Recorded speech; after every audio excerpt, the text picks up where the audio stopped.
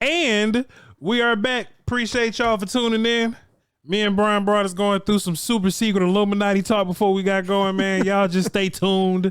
Y'all just stay tuned for all the super secret sauce we got going on for y'all, and that's gonna be brought to you from the benefactor and all that kind of stuff. But hey, we got Bryan Broaddus, the cowboy legend, Bryan Broaddus. What's up with you, man?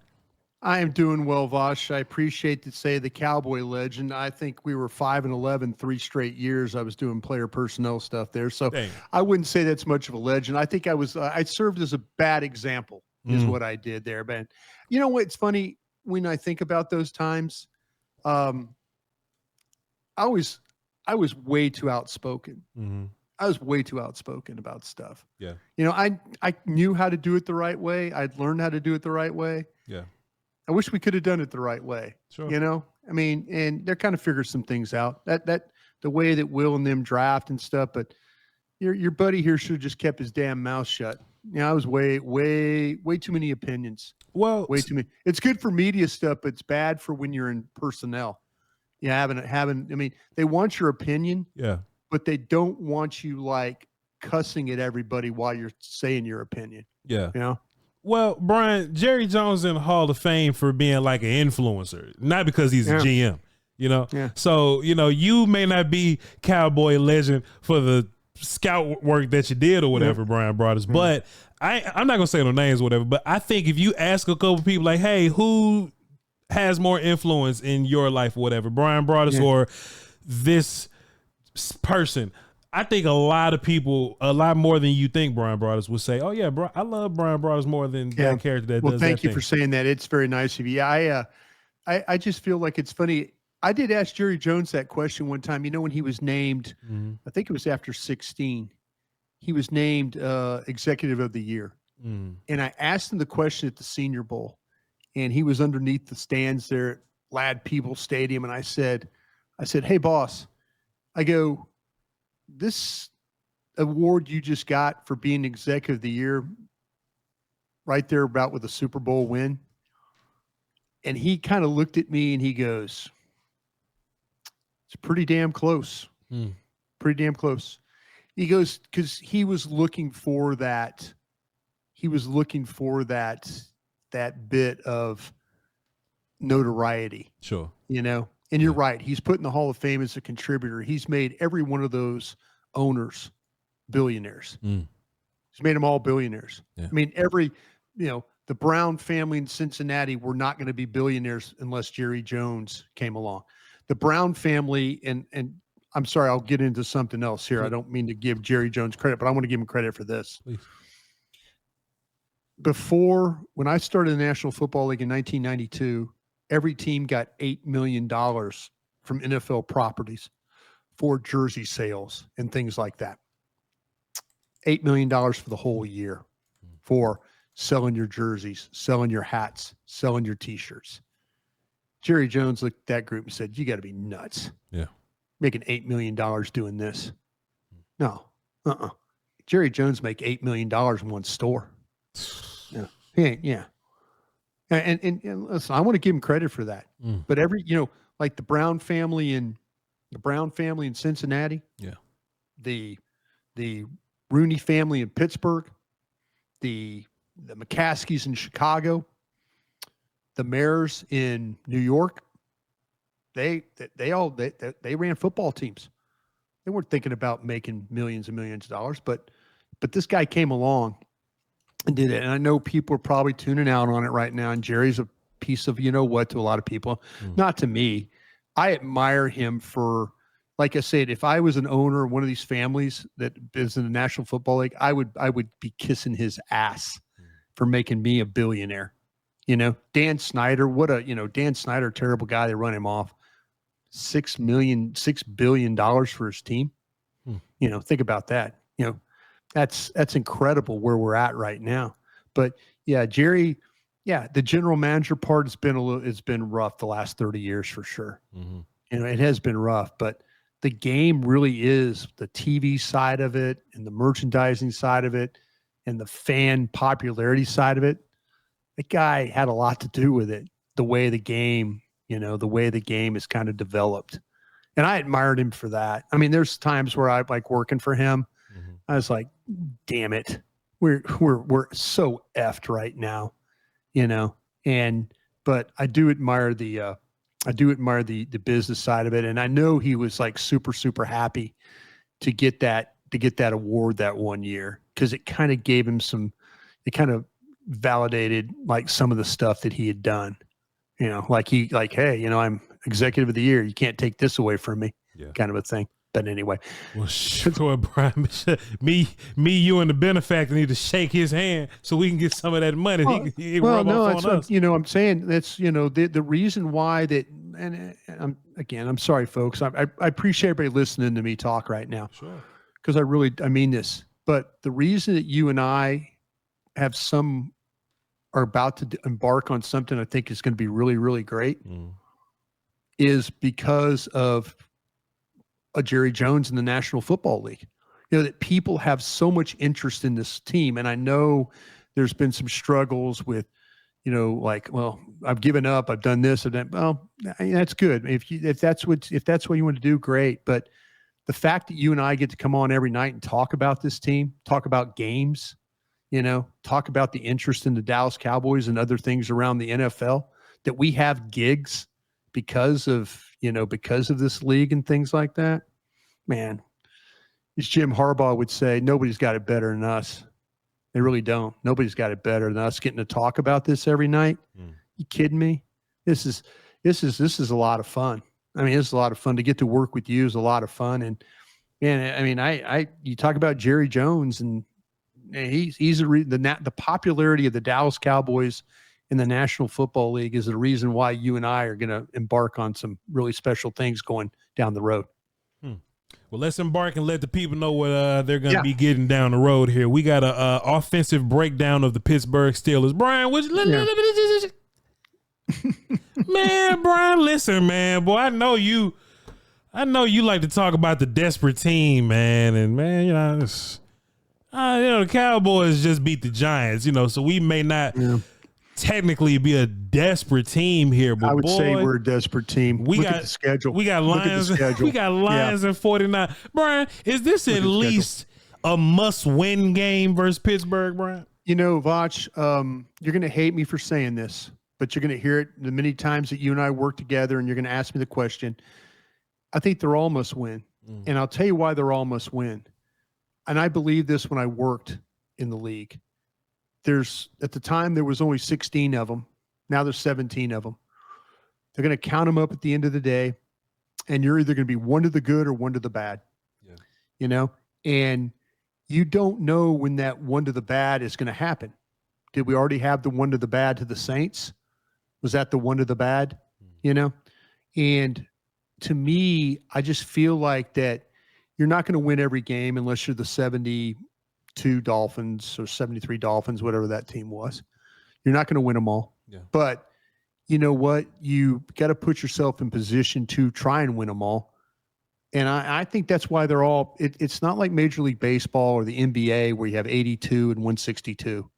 You know, you can have a bad night. You can have a bad couple of nights. In NFL, you can't have 2 or 3 bad days. Sure. You can't. And the Cowboys are and I believe this, Voch, the Cowboys, and please, I'd love to hear your opinion on this too after I get done rambling along here. But I would like to believe that the Cowboys are in a position where they're at that fork in the road. And I know there's injuries right now, but everybody's kind of dealing with something. And we've said this before, nobody feels sorry for you. But Dallas can't afford to lose these next 3 games because lives might change. You know, and so if I'm a Dallas Cowboy player or a coach, I'm looking at these next 3 games and I'm thinking like, we go 0-3 in this thing, we're all in trouble here. Yeah. We're in trouble. We're 2-5 and we're in trouble. And there's possibility your head coach might be gone. Now you're looking at interim. Now you're looking at jobs. Now you're looking at guys. Is the season lost? Are the Commanders all of a sudden 6-1 and kind of running away with this thing? You know, I think that these games are as close to when people say, well, it's not really technically a must win. No, it's must win. It's must win because you only play 17 of them. Sure. And lives are about to be affected. Yeah. You say you find a way to navigate this thing and go 2-1. You go 2-1. You're like, all right, yeah, that's okay. With the injuries and the stuff, yeah, wow, that looks pretty good. 4-3. That's we're above water. We're getting ready for the second half. Mm-hmm. But go 0-3 and watch lives change, and not for good, likely.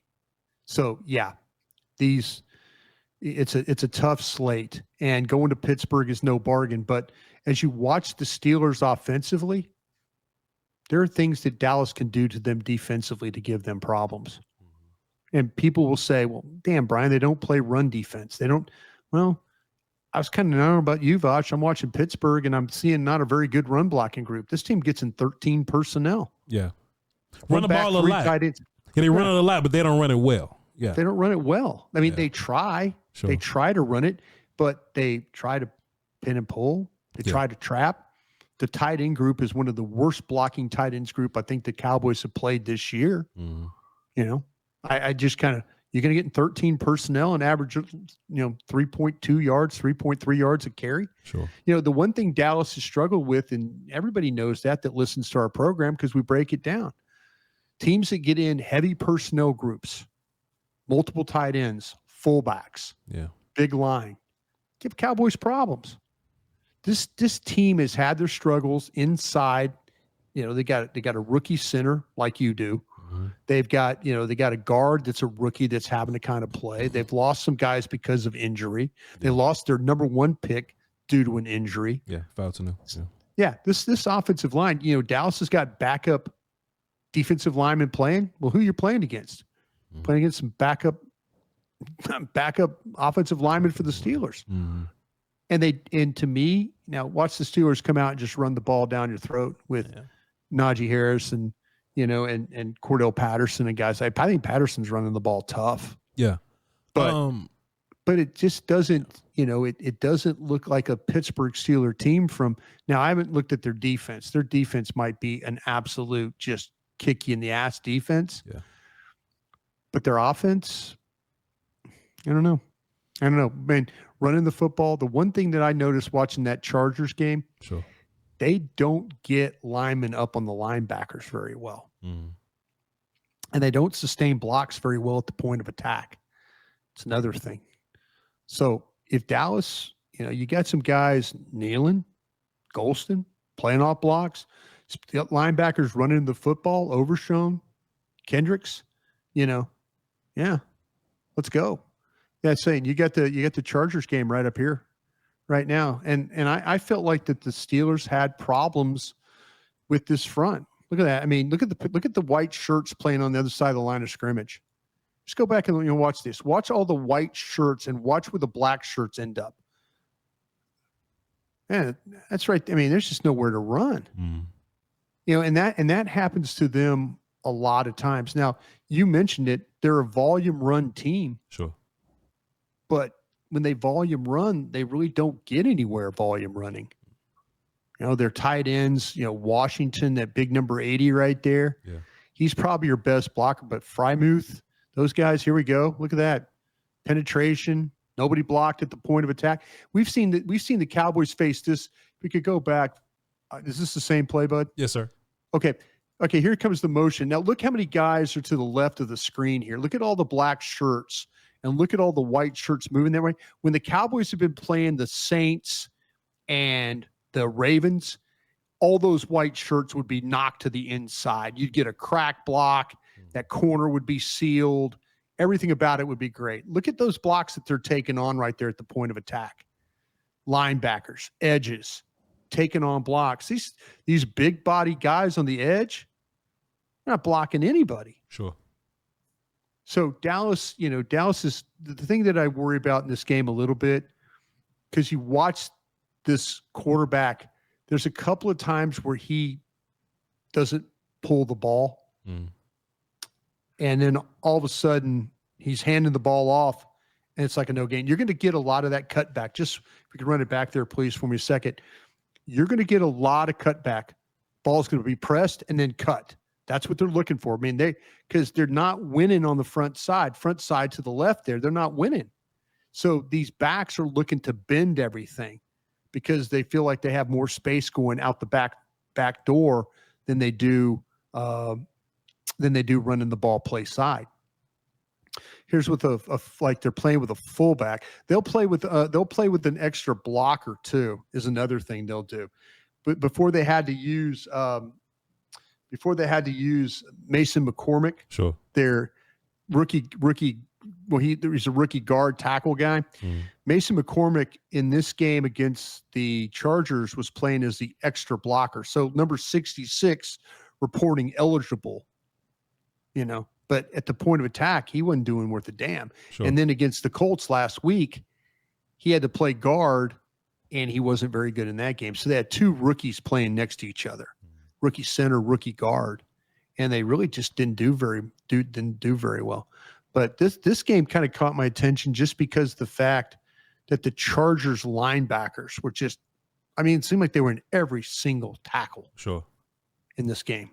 It's just the aggressiveness that they played with, and the Steeler offensive linemen just didn't really do a very good job of sustaining any blocks.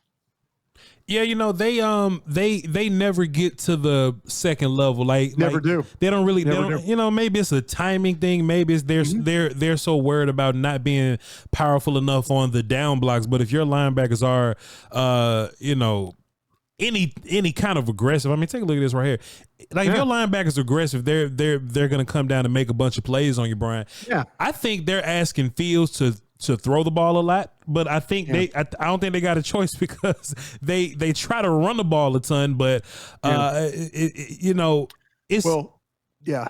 No, you're right. Najee's not seeing something. Cordero, the last game in particular, Cordero saw it a lot better than him.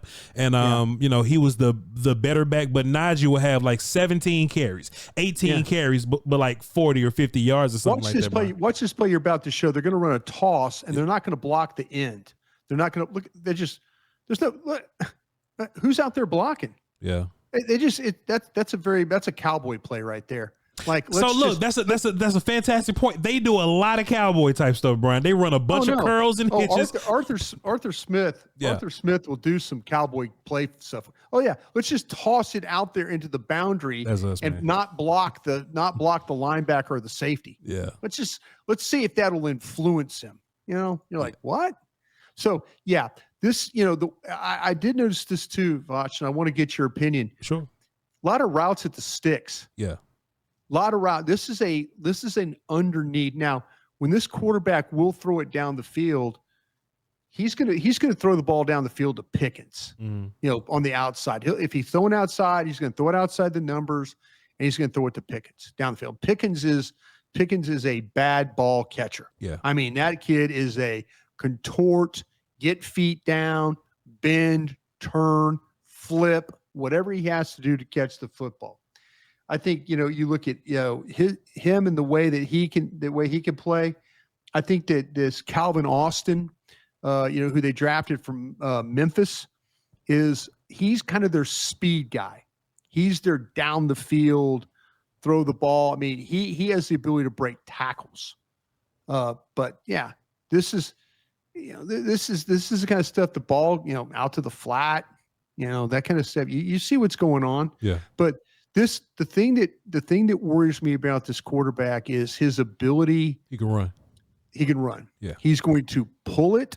And after watching the Cowboys struggle with Lamar Jackson, I wouldn't blame him for pulling every single one and just running, and just saying, you're not. Now, the discipline, does Nealon, does Golston, does KJ Henry, Wheat, do these guys have the discipline?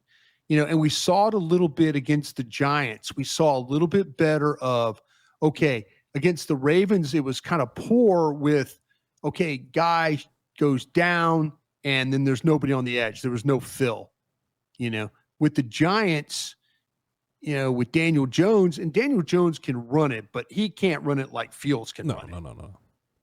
But so how much discipline can you play with in this football game? Because Fields will pull it, and we've seen Fields run it before. But the throwing aspect of it, I know he's only thrown one interception, but there are times when that ball's been deflected in the air and it should have been picked. Mm-hmm. But here's another one. Can you force this guy to make a bunch of throws? But I mentioned about playing at the sticks. The metrics will tell you, and I was wondering, I'm like, God, their routes aren't very deep. Sure. But that's what they do. They play 13 personnel, and they don't run very deep routes. And the thing with the Cowboys, metrics will tell you the Cowboys is one of the top 5 or 6 defenses in the league when it comes to defending passes underneath. So, okay, linebackers, safeties, driving on the ball, knocking balls down, but Dallas has got to make this guy pass. Sure. You can't sit there and allow a team that's averaging 3.5 yards a carry to gash you for 5, or 6 or 7 a shot, like what the Saints did, and then what the Ravens did. Got to tackle. Got to tackle. Got to tackle. Brian, just watching Pittsburgh's offense, like something that just rings out to me or whatever, is that I think they're going to give Dallas's offense a lot of opportunities. It's going to be a bunch of, all right, we're on the field, we're off the field. And this Pittsburgh defense will be tough, so we do have to watch them tomorrow or whatever. But if the Cowboys can just jump out early, if the Cowboys could just, I know we was making fun of Mike McCarthy, Bryan Broaddus, but if he could just make, for the first time of his life, a first 15 that just sticks out. Well, that's what the Colts did. Yeah, that's what the Colts did.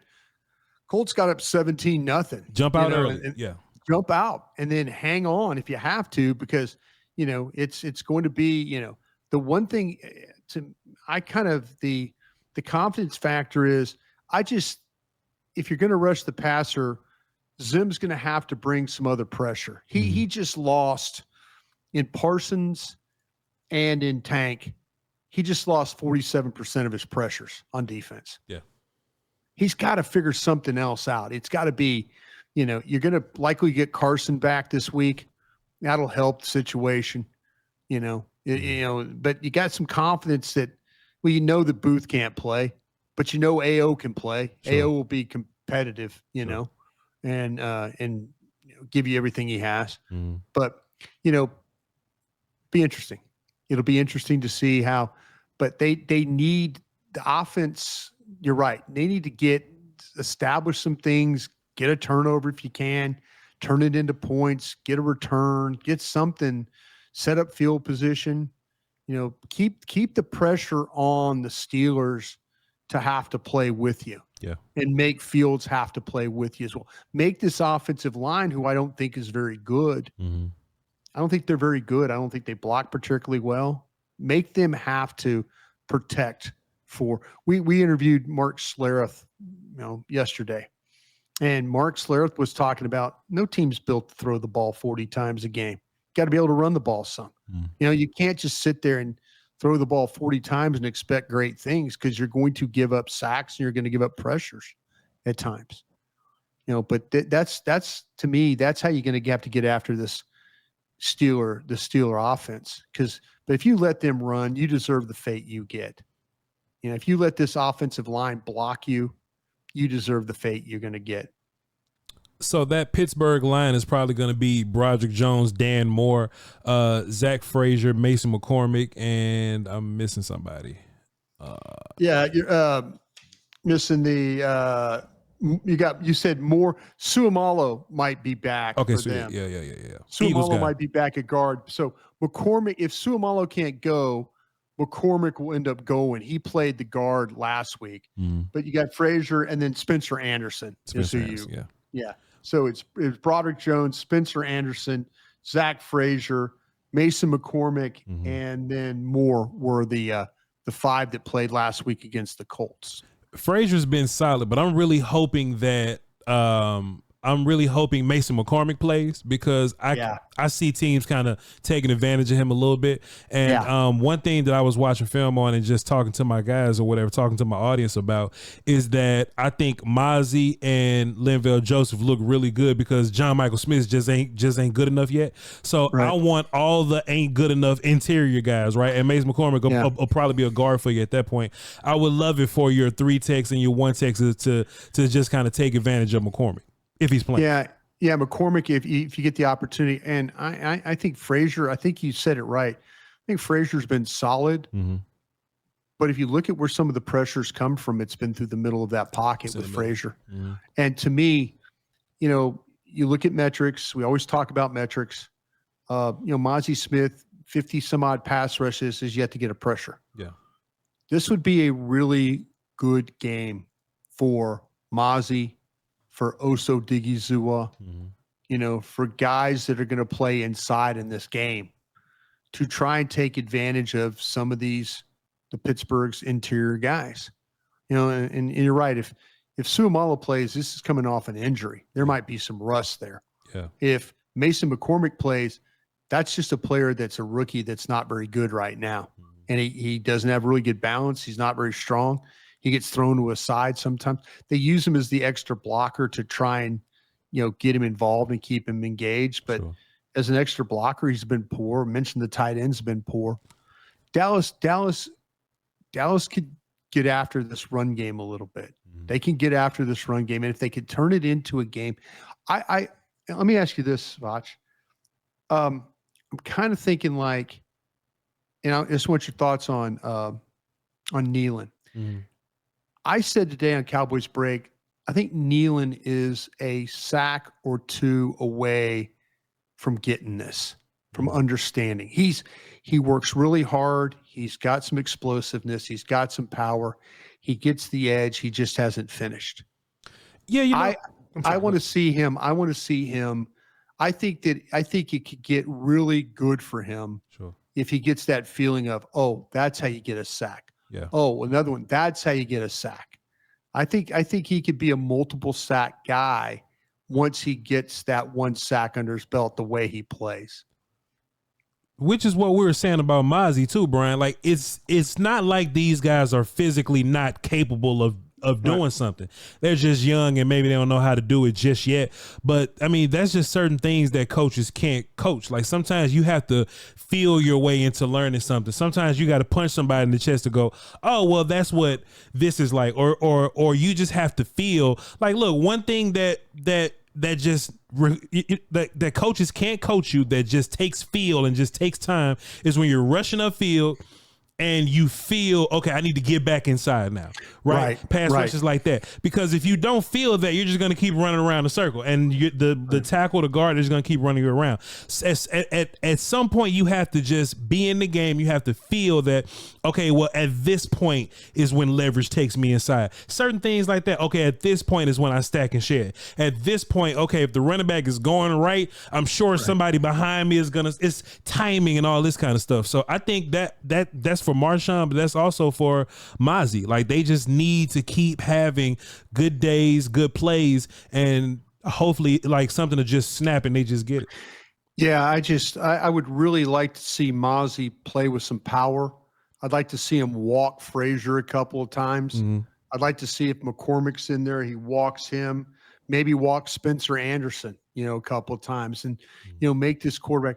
This quarterback's going to drop back, and he's going to take 1, 2, and he's going to be gone. Yeah. If he can't get rid of the ball and throw it underneath, he's going to drop back and he's going to run. You just got to be ready for that. You just, but it takes discipline. It takes linebacker discipline. It takes defensive line. If you're Golston and Osa and you get, you're on a twist and you both can't get pinned on one side. Mm-hmm. You can't create lanes, because this guy, when he sees lanes, he will run. And that's the thing that scares me the most about the Steeler offense, is his ability to drop back. And they have designed runs. I mean, you've in the first 5 weeks of the season, you will have played 2 quarterbacks that to have most design runs created for Lamar Jackson and this guy. It's snap, power, try and get a tight end in front. They'll design run you here with some of the things that they do down to the goal line, things like that. So have to be alert. Yeah, and Bryan, I just honestly I have a lot of confidence in how fast I think my defense can move now. Like I was watching film, man. It's just like, oh boy, Overshown is in open space with neighbors, and Overshown was fine. Like he was just fine. Like that dude understands wrangling people, and I use the word wrangle on purpose because he's a country cowboy. Yeah, exactly. You know what I'm saying? And there's something to wrangling folks. So Justin Fields is a super athlete, Bryan Broaddus. Like he is not a Daniel Jones type athlete. He can fly. No. So you're definitely gonna have to bring your guys on this. Yeah, here it is. I mean, like this is all play action, just like underneath center. That's something we haven't sealed a whole lot from Fields. Sure. But that's just a design run right there. I mean, that's just a pretty simple, design run with him, play action, he coming off the play action and then just, peeling around the end and nobody home there for the Falcons to make the play. There you go. Right there. See that you got to get by. See, everybody stayed home. That could have been a lot worse. Sure. That could be look at the Falcons. Everybody staying home. The receivers tried to get a block right there, but that's a good job. I think, if Dallas doesn't play that one well, then that's probably a first down. He's going to run. He's going to get past the 20-yard line. It's going to be a first down. So discipline is going to be key in this one. But you mentioned it earlier, tackling. Yeah. They give up more plays. They tackle better in the Giants game. Sure. But they're going to need to really get it done with Fields carrying the ball for sure. One last thing before we get up out of here, Bryan Broaddus. Everybody's in the social media streets talking, man. Do you see the Cowboys trading for anybody, man? Do you think that the Cowboys are interested in making any trades before I guess the deadline next week, I guess? Man, it's a good question. They always want to tell us, my question to Jerry Jones, are you really a 24/7, 365-day player personnel department? That'd be my question to him. If he'd tell me the truth serum, no, he'd probably say, no, we really just only care about the draft. Yeah. I don't see them making a high-level trade, if at all. I think they need all the picks.